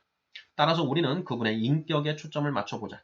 예수님이 광야에서 사탄의 시험을 받으신 사건은 예수님의 인격과 관련해서 어떤 점을 보여주는지 살펴보자. 그분은 어떻게 당신이 오신 목적에 끝까지 신실하셨으며 이를 통해 결국 당신의 사명을 이루시고 이 세상을 구원하실 수 있었는가? 첫째, 우리는 이 장면을 고정시켜 놓아야 한다. 그때 예수께서 성령에 이끌려 마귀에게 시험을 받으러 광야로 가사 40일을 밤낮으로 금식하신 후에 줄이신지라. 마태복음 4장 1절 2절. 이 두 구절에서 우리는 예수님과 마귀의 만남을 구성하는 요소들을 알게 된다. 기꺼이 광야로 가서 시험을 받으시는 종, 성령의 인도, 원수 마귀의 단호한 결심과 창조성, 예수님의 고독, 시험과 배고픔이 한꺼번에 몰려와서 겪게 되는 자연스러운 고통이 그 요소들이다. 이 장면을 고정시켜 놓은 다음 예수님이 겪으셨던 각각의 시험이 그분의 인격과 관련해서 우리에게 무엇을 말하는지 살펴보자. 시험 1. 영혼의 욕구가 육체의 욕구를 능가할 것인가? 예수님은 배고프셨고 몹시 궁핍한 상태였다. 적어도 우리들 대부분은 장시간 필요한 것이 채워지지 않는 고통을 겪게 되면 취약해지기 마련이다. 그러나 예수님은 그분의 인격이 어떻게 저항하는지 우리에게 보여주신다. 시험하는 자가 예수께 나와서 이르되 내가 만일 하나님의 아들이거든 명하여 이 돌들로 떡덩이가 되게 하라. 예수께서 대답하여 이르시되 기록되었을 때 사람이 떡으로만 살 것이 아니요 하나님의 입으로부터 나오는 모든 말씀으로 살 것이라 하였느니라. 마태복음 4장 3, 4절. 마귀는 아주 적절한 시간을 골라 예수님의 가장 취약한 곳, 즉 육체의 욕구를 건드렸다. 예수님은 마음만 먹으면 돌을 떡으로 만드실 수 있었다. 이런 사실은 이 상황을 훨씬 더 유혹이 강한 상황으로 만들었다. 솔직히 예수님이 받으신 시험들은 우리가 당하는 시험들보다 훨씬 더 강도가 센 경우가 많았다. 예수님은 하나님의 말씀과 지혜를 의지해서 이렇게 대답하신다. 사람이 떡으로만 살 것이 아니다.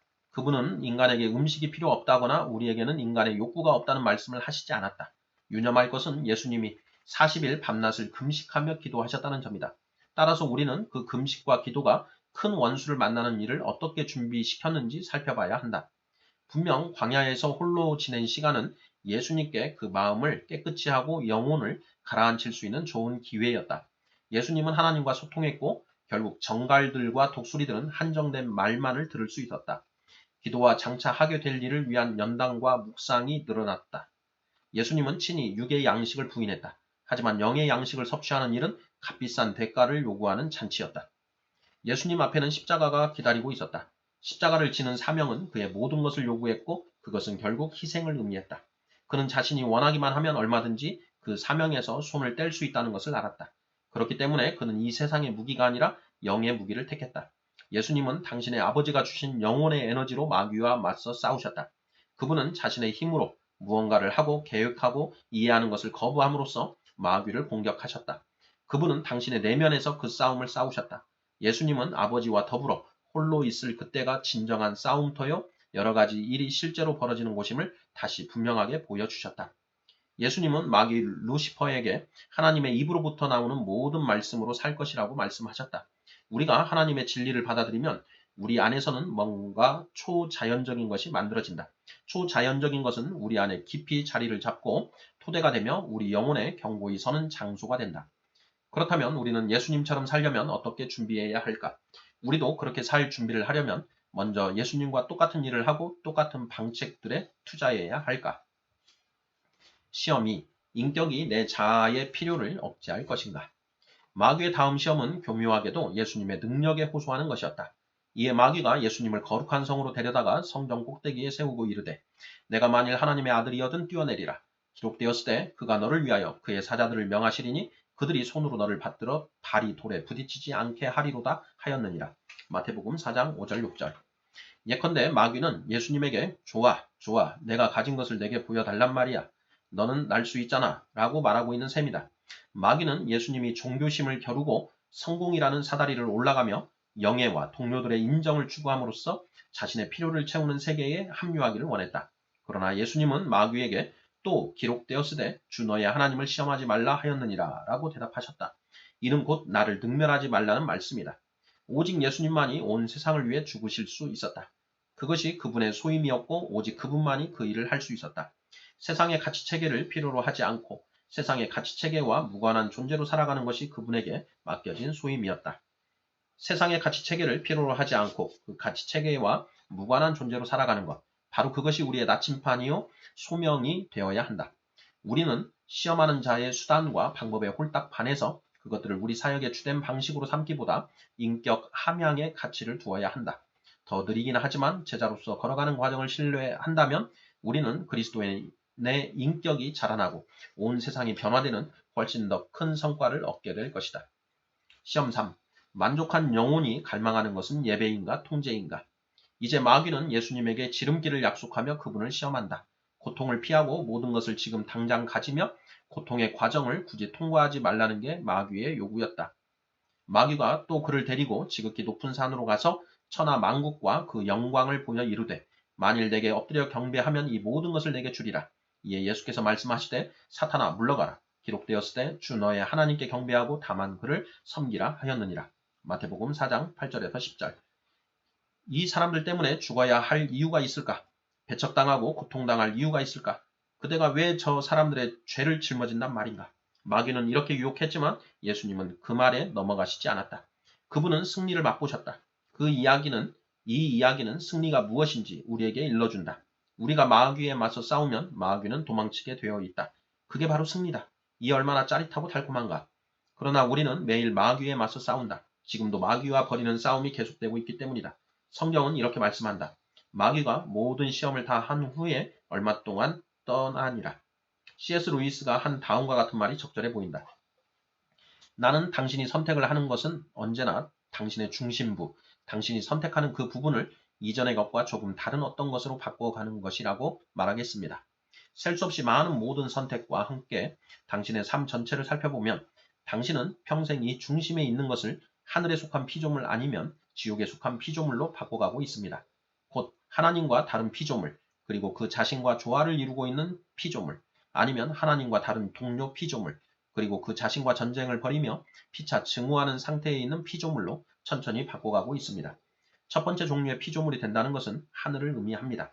그것은 곧 기쁨과 평강과 지식과 능력입니다.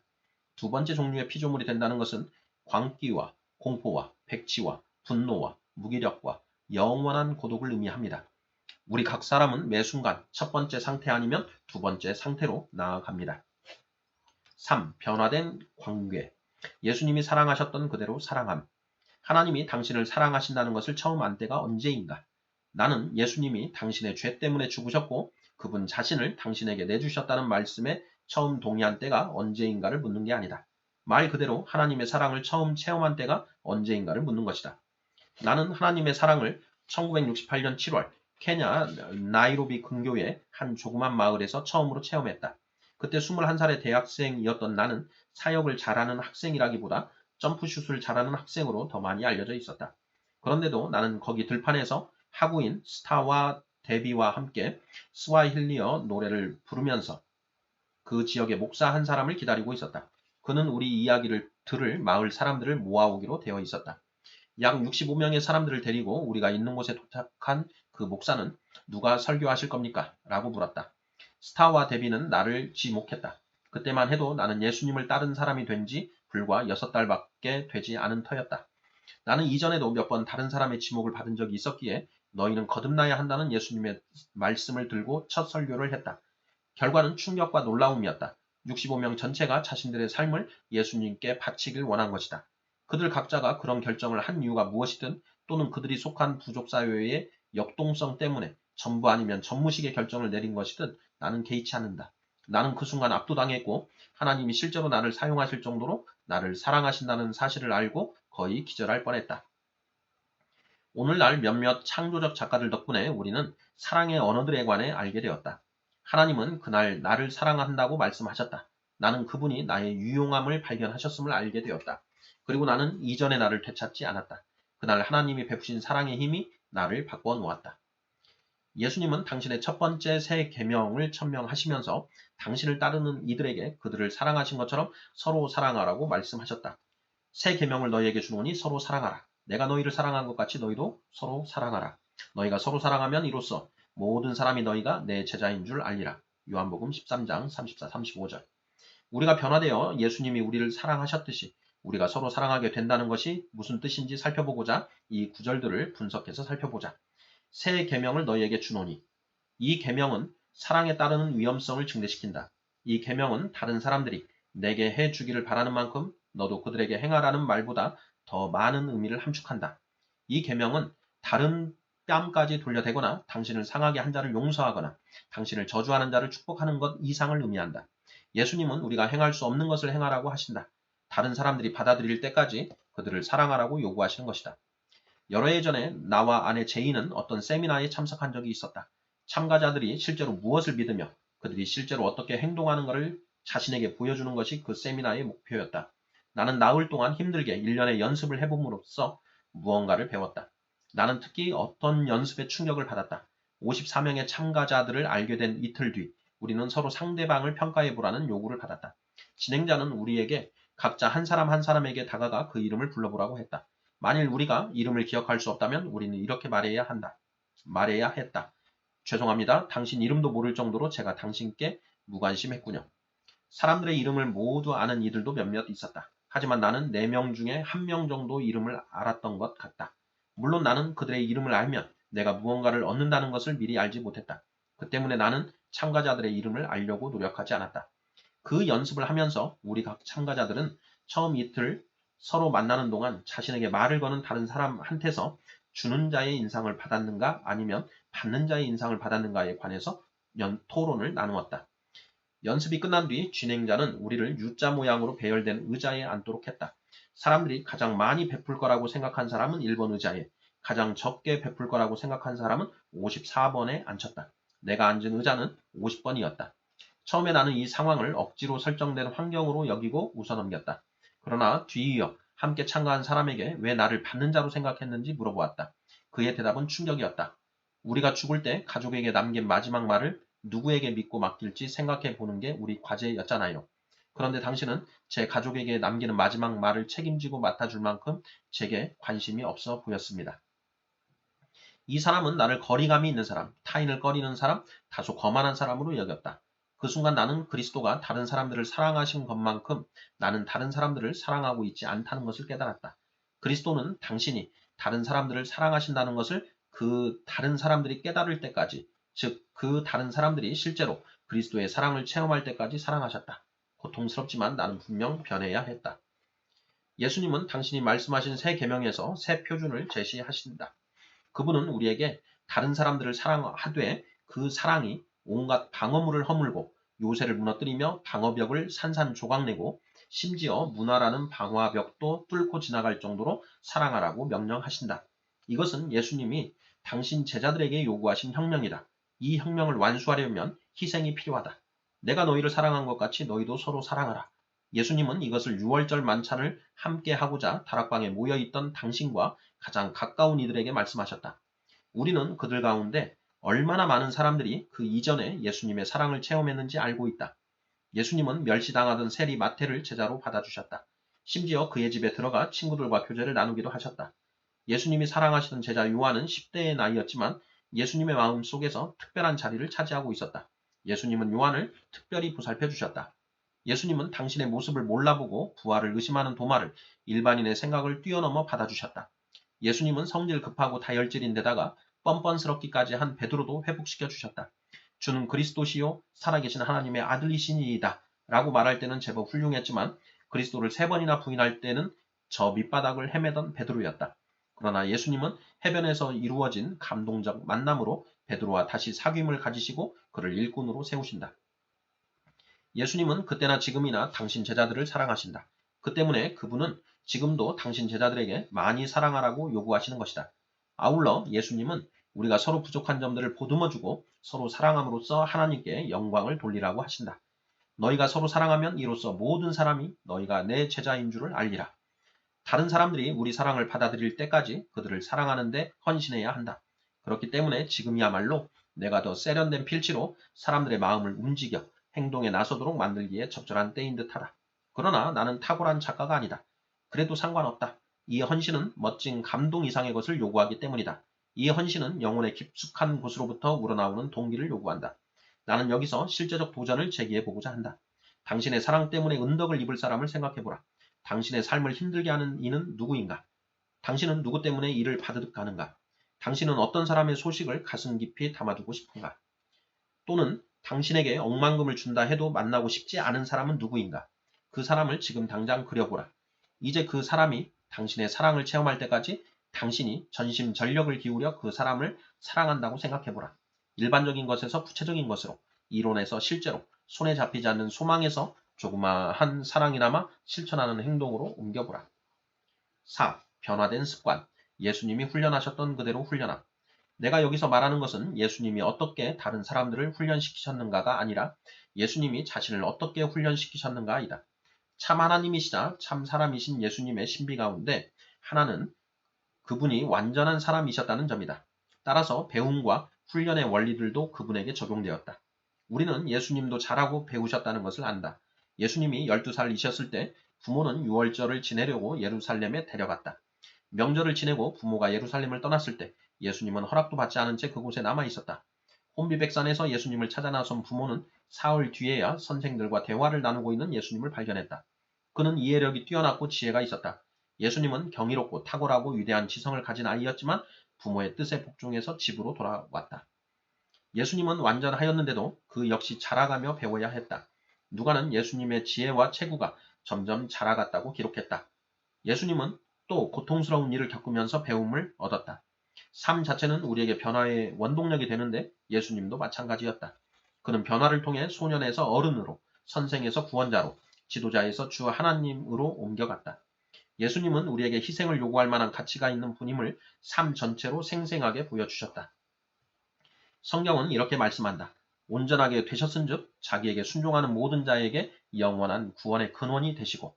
히브리서 5장 9절. 제자들은 예수님이 행하신 일들을 중심으로 삼아 자신들의 삶을 설정하기로 결심한다.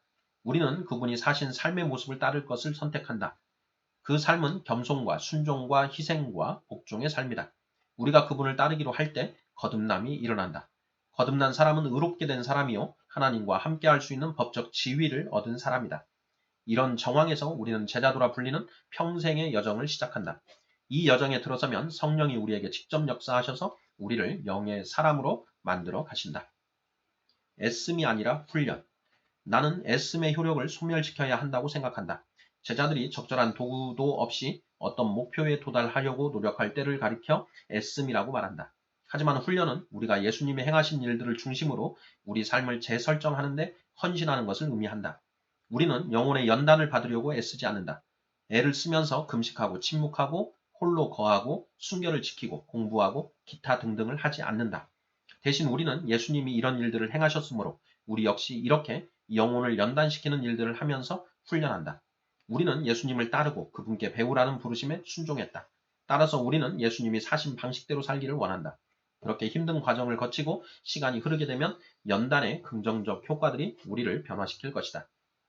간접 효과. 웨이트 트레이닝이 근육을 만들어내듯이 영혼의 훈련은 인격을 만들어낸다. 한 현자는 운동을 하려면 유연성을 기르는 체조가 필요하듯이 변화를 위해서는 영혼의 연단이 있어야 한다고 말했다. 이런 연단들은 간접 효과만을 낳지만 그래도 그 효과는 긍정적이다. 영혼의 연단들은 우리를 준비시켜 반드시 해야 할 그 일이 필요할 때 그리고 그 일이 이루어져야 할 방식으로 행하게끔 준비시키는 도구들이다. 필요할 때 사용. 우리는 늘 영혼의 연단을 사용하는 것은 아니다. 우리는 이런 연단들을 우리 영혼을 튼튼히 할 필요가 있을 때 사용해야 한다. 예수님은 이런 연단들을 건강하면서도 균형 있게 행하셨다. 영혼의 연단과 관련해서 예수님이 불안해하시는 모습은 눈에 띄지 않는다. 예수님은 그저 그 순간 필요가 있으면 그 필요를 채우시고자 연단을 받으셨다. 그분은 몇 가지 영혼의 기본 양식을 섭취하셨지만 그 이외의 것들은 특별한 경우에만 사용하셨다. 여기서 예수님이 행하신 것들을 살펴보자. 침묵, 마태복음 4장 1절에서 11절. 고독, 마가복음 1장 35절. 금식, 마태복음 4장 1절에서 11절. 검소, 누가복음 9장 58절. 기도, 누가복음 6장 12절. 은둔, 마태복음 6장 1에서 7절. 마가복음 4장 1절. 복종, 요한복음 5장 18에서 37절. 겸손, 빌립보서 2장 5절에서 8절. 순종, 누가복음 22장 41, 42절. 희생, 히브리서 10장 9, 10절. 공부, 누가복음 2장 41에서 52절. 교제, 누가복음 22장 14절. 고백, 마가복음 8장 31절, 14장 36절. 예배, 요한복음 4장 21에서 24절. 5. 변화된 섬김, 예수님이 봉사하신 대로 봉사함. 봉사는 말 그대로 섬김을 의미한다. 예수님은 자신에게 주어진 사명을 마주하는 자세를 이렇게 표현하셨다. 인자가 온 것은 섬김을 받으려 함이 아니라 도리어 섬기려 하고 자기 자신을 많은 사람의 대속물로 주려 함이라. 마가복음 10장 45절. 이 시대의 지도자들은 이런 태도를 거의 이해하지 못한다. 당신 자신을 희생물로 내놓으면서 동시에 당신의 이미지를 관리한다는 것은 불가능하기 때문이다. 율리시스 그랜트는 자신의 비망록에서 멕시코 전쟁을 준비하던 한 부대 지휘관 이야기를 들려주고 있다. 우리가 셀류브러티 기지에 있다가 뉴올리언스 병영으로 갔을 때 제4보병 연대 지휘관은 조사이얼 보스 대령이었다. 당시 그는 여러 해 동안 훈련을 지휘한 적이 없는 노신사였다.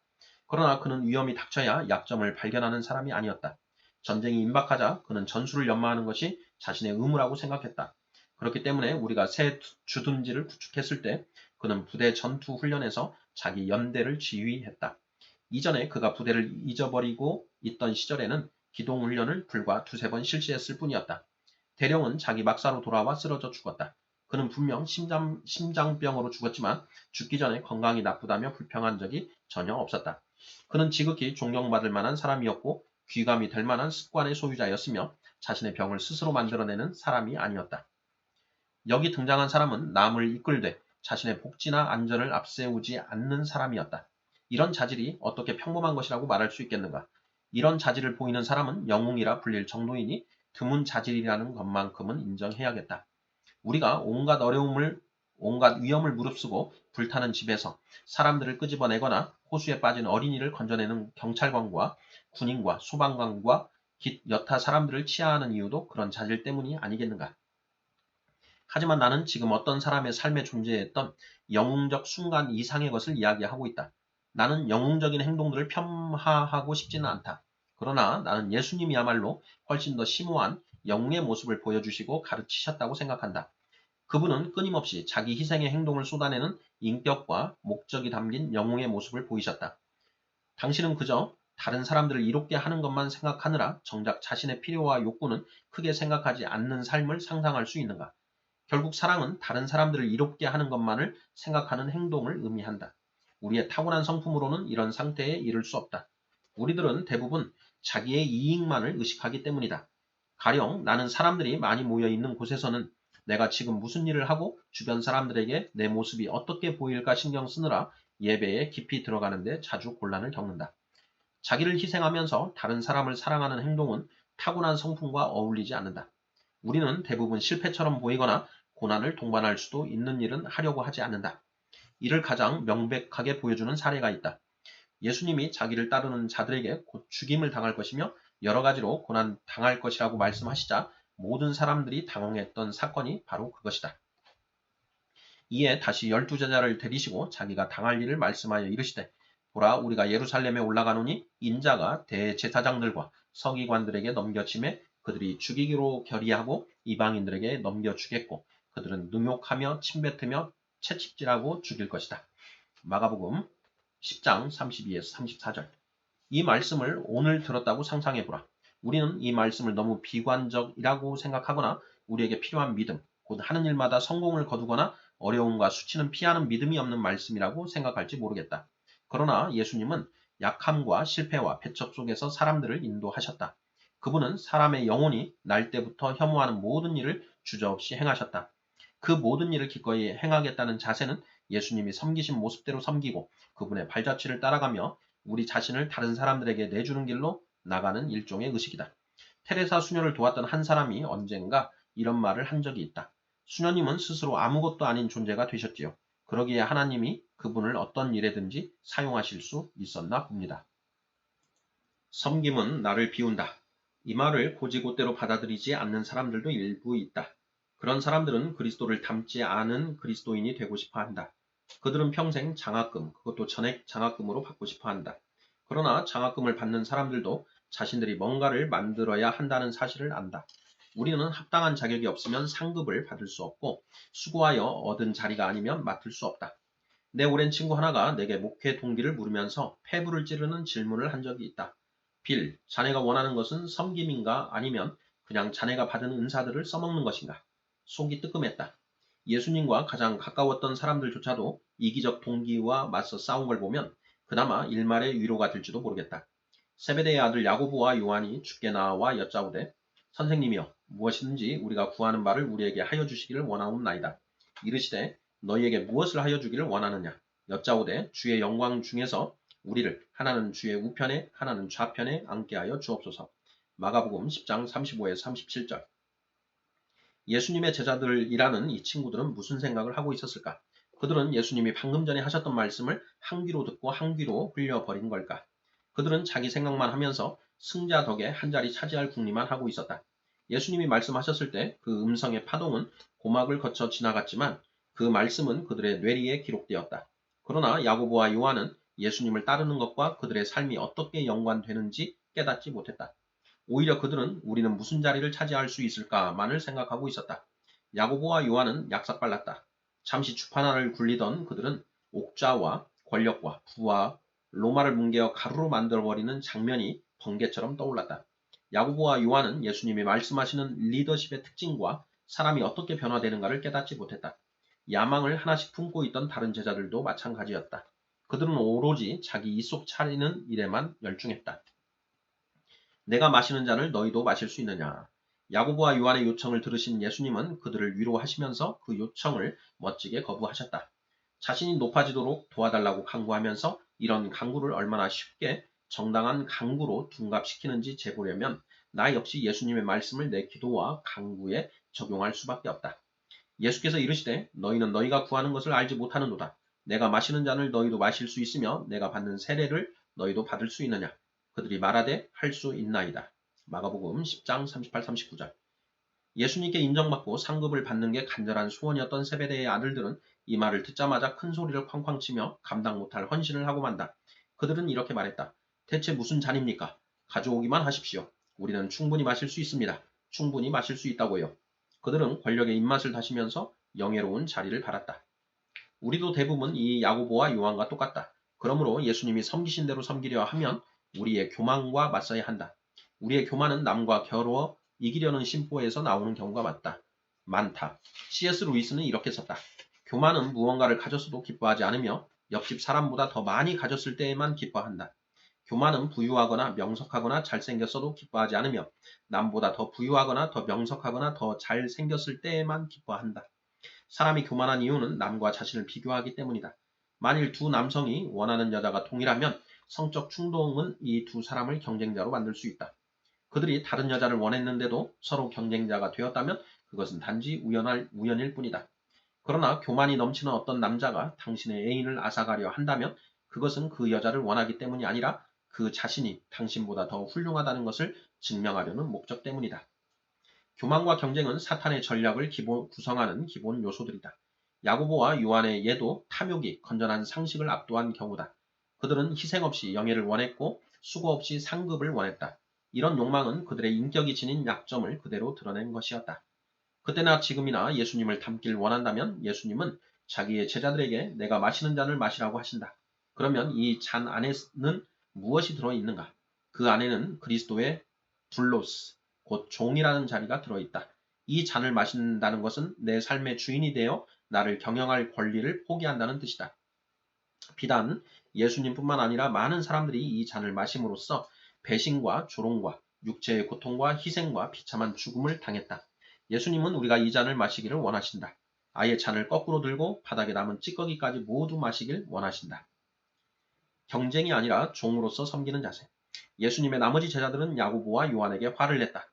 열 제자가 듣고 야고보와 요한에게 화를 내거늘 예수께서 불러다가 이르시되 이방인의 집권자들이 그들을 임의로 주관하고 그 고관들이 그들에게 권세를 부리는 줄을 너희가 알거니와 너희 중에는 그렇지 않을지니 너희 중에 누구든지 크고자 하는 자는 너희를 섬기는 자가 되고 너희 중에 누구든지 으뜸이 되고자 하는 자는 모든 사람의 종이 되어야 하리라.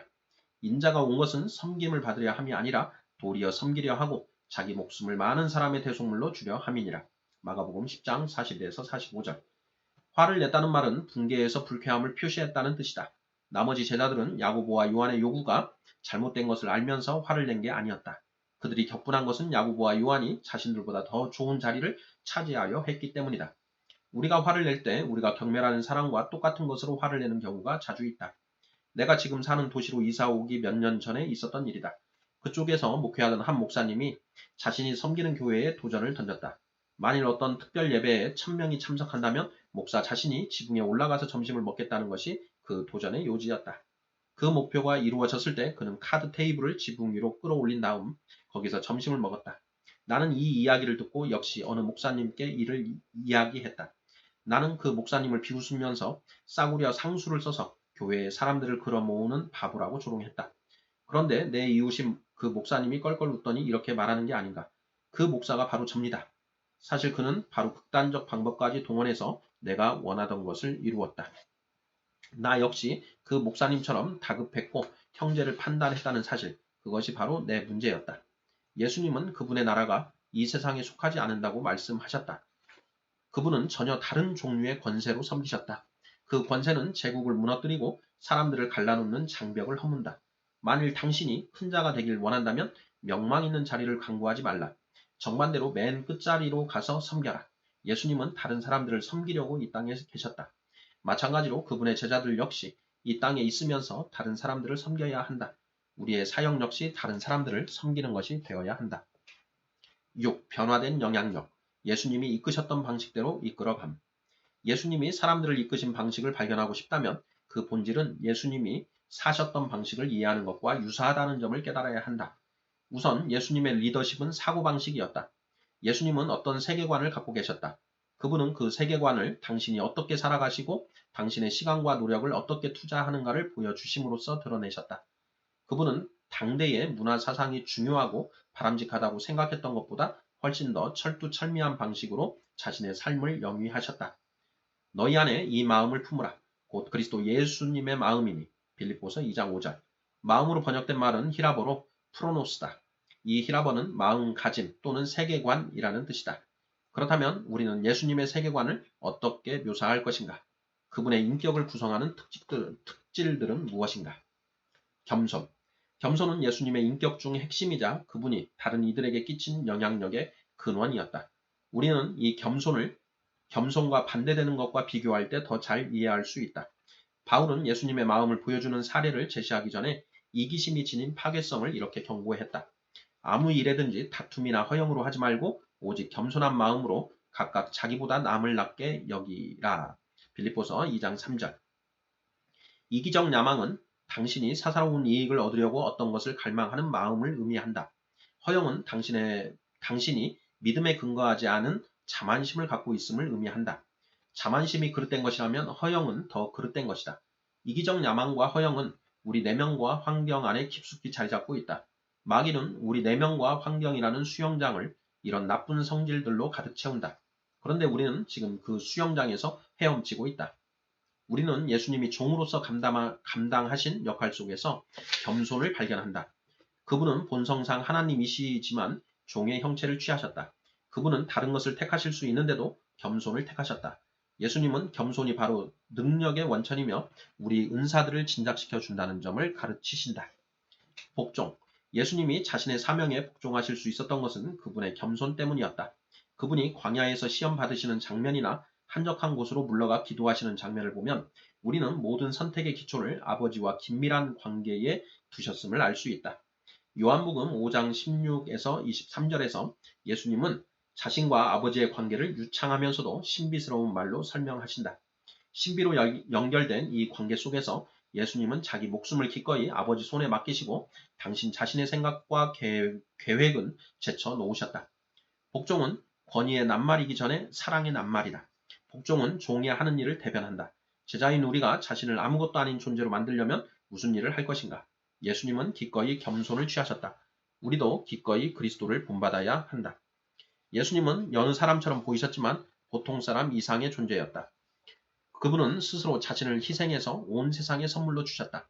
그분은 무가치하다고 여긴 모든 것들을 내버리셨다. 영광스러운 삶, 이 땅의 권력, 그리고 예루살렘 거리에서 하나님으로 추앙받는 것조차도 내버리셨다.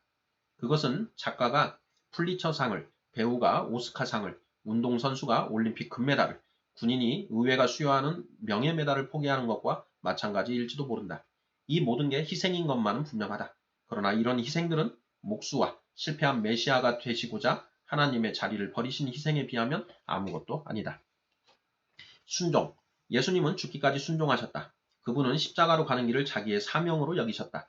예수님이 죽기까지 복종하신 것은 그것이 그분의 소명이었기 때문이다. 예수님은 모든 제자들에게도 죽기까지 순종하라고 하신다. 그분의 발자취를 따라가려면 우리는 무엇이 죽어야 하는가? 내 경우는 거의 항상 내 목표가 죽어야 했다.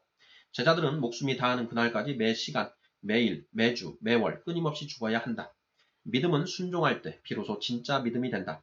예수님은 겟세마네에서 극심한 고통을 겪으실 때 가장 위대한 순종의 본을 보여주셨다. 예수님은 자신의 겸손과 복종으로 하나님의 계획이 이루어지는 것을 보셨다. 이 계획 성취는 예수님이 순종으로 드린 희생제사에서 분명하게 나타났다. 고난받음. 십자가, 곧 그리스도의 순환은 인류 역사에서 가장 무서우면서도 가장 큰 사랑이 표현된 행위다. 유일하게 완전한 사람이 십자가를 져야 할 다른 모든 사람들을 대신하여 죽었다. 성경은 이런 말씀으로 우리 역시 고난을 받아야 한다고 일깨워준다. 무릇 그리스도 예수 안에서 경건하게 살고자 하는 자는 박해를 받으리라. 디모데후서 3장 12절. 세상에서는 너희가 환난을 당하리라. 요한복음 16장 33절. 이를 위하여 너희가 부르심을 받았으니 그리스도도 너희를 위하여 고난을 받으사 너희에게 본을 끼쳐 그 자취를 따라오게 하셨느니라. 베드로전서 2장 21절. 어쨌든 우리는 그리스도의 고난을 더하는 것이 아님을 유념하라. 그 대신 우리는 순종함으로 그분의 고난에 참여한다. 높이 들림. 이런 겸손과 복종과 순종과 고난받음의 결과로 마침내 높이 들림이 있게 된다. 이런 결과는 언제나 마찬가지다. 그리스도의 경우에는 이 높이 들림이 죽음 이후에 일어났다. 그분은 부활하시고 승천하셔서 아버지 우편에 앉으셨다. 이러므로 하나님이 그를 지극히 높여 모든 이름 위에 뛰어난 이름을 주사 하늘에 있는 자들과 땅에 있는 자들과 땅 아래에 있는 자들로 모든 무릎을 예수님의 이름에 꿇게 하시고 모든 입으로 예수 그리스도를 주라 시인하여 하나님 아버지께 영광을 돌리게 하셨느니라. 빌립보서 2장 9에서 11절. 겸손과 복종과 순종과 고난 가운데 산 우리들도 죽은 뒤에는 높이 들림을 받게 될 것이다. 인간의 높이 들림은 예수님의 높이 들림과 다르다. 예수님과 달리 우리는 무릎을 꿇거나 우리를 주라고 고백하거나 부를 리가 전혀 없기 때문이다. 높이 들림을 받는 것은 우리가 인정을 받거나 탁월해서라기보다 하나님의 영향력 때문이다. 지금도 하나님은 당신의 영향력을 갖지 못한 자들을 이롭게 하고자 그 영향력을 필요로 하는 이들에게 당신의 영향력을 베풀어 주신다. 영향력이 다른 사람들을 이롭게 하는 데 쓰이면 놀라운 신용 자산이 된다. 신실하게 예수님을 따르는 사람들은 모두 하나님이 기다리시는 그곳으로 높이 들림을 받게 되리라는 것을 기대할 수 있다. 그동안 우리는 예수님을 따르고 예수님을 닮으려고 할 때 제자를 만들어내고 제자가 될 수 있다. 우리는 하나님이 당신의 나라를 이롭게 하기 위해 그리스도를 닮은 종으로 변화시켜 주실 수 있는 방식을 조차 살아갈 수 있다.